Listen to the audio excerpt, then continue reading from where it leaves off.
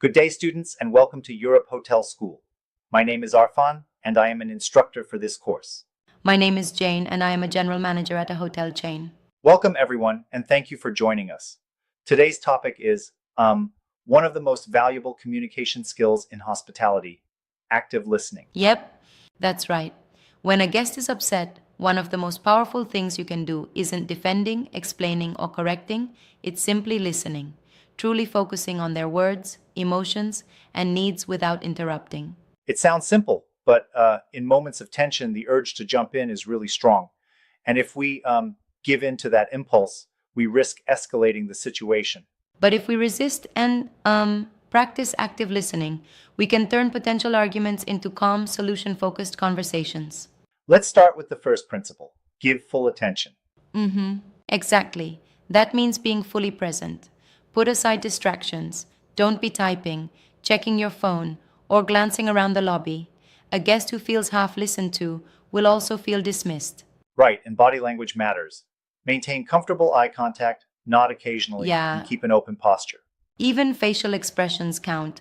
A tiny frown of concentration might look like irritation. Instead, aim for a calm, attentive expression that truly communicates empathy. Let's see if you were paying attention with our first quiz. Here's the question: when practicing active listening, which of the following behaviors can make a guest feel dismissed? A. Nodding occasionally. B. Typing on a computer while they're talking. C. Keeping open body language. Take a moment to think about it.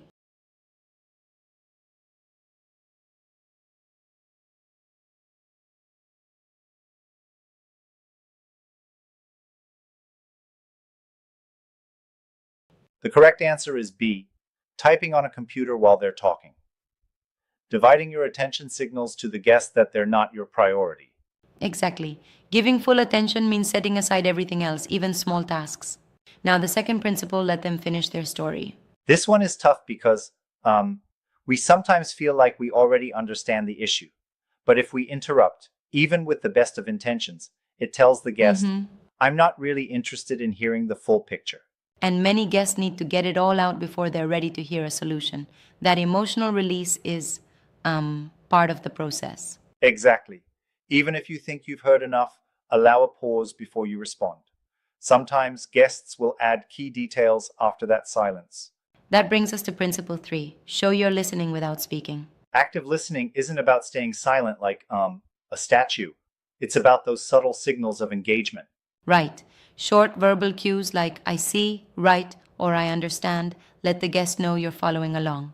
And when you pair those with nonverbal signals, like nodding, leaning slightly forward, or maintaining eye contact, it reassures the guest they're being heard. I must say, sometimes I worry that too many verbal fillers might actually interrupt the guest's thought process, though I do see the benefit of a well timed I understand. I get your concern, but from experience, those brief affirmations really support the conversation flow rather than break it. Yeah, right, it's about balance and being natural. Time for quiz 2. Question: which of these is the best way to show you're listening without interrupting? A. Crossing your arms and staying completely silent. B. Using short affirmations like I understand, paired with nodding. C. Jumping in to restate the guest's point before they finish. Give it a moment to think.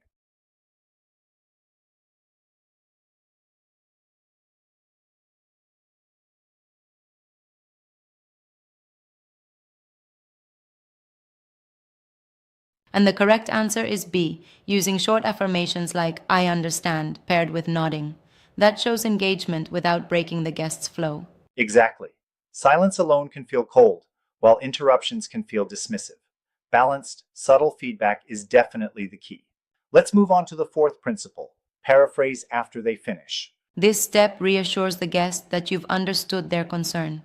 For example, you might say, so you arrived at 2 p.m., but your room wasn't ready until 4, and no one informed you of the delay. Is that correct? That kind of response serves two purposes. One, it confirms you heard accurately, Yeah, and two, it signals respect. You value their words enough to repeat them back. and it also avoids misunderstandings. Sometimes what we think we heard isn't quite what the guest meant. Paraphrasing clears that up. And finally, principle 5, avoid defensive signals. These can be verbal or nonverbal. Crossing your arms, sighing, or glancing away all communicate impatience or resistance. Even your tone can interrupt. A sharp sigh or a clipped voice can be just as damaging as spoken words.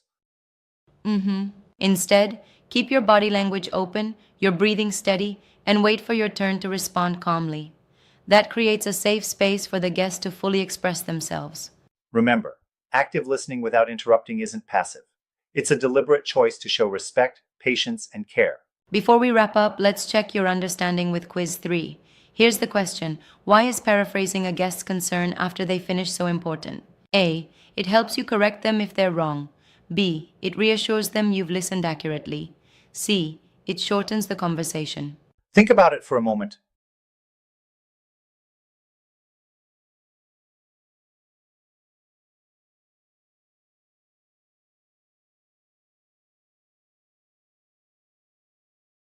The correct answer is B. It reassures them you've listened accurately. Paraphrasing shows respect and prevents misunderstandings. Exactly, it's a key part of creating trust and moving toward solutions. So, to recap, active listening involves 5 essential practices: giving full attention, letting the guest finish, showing engagement without interrupting, paraphrasing their main points, and avoiding defensive signals. And when you combine these, you create an environment where the guest feels safe, respected, and valued.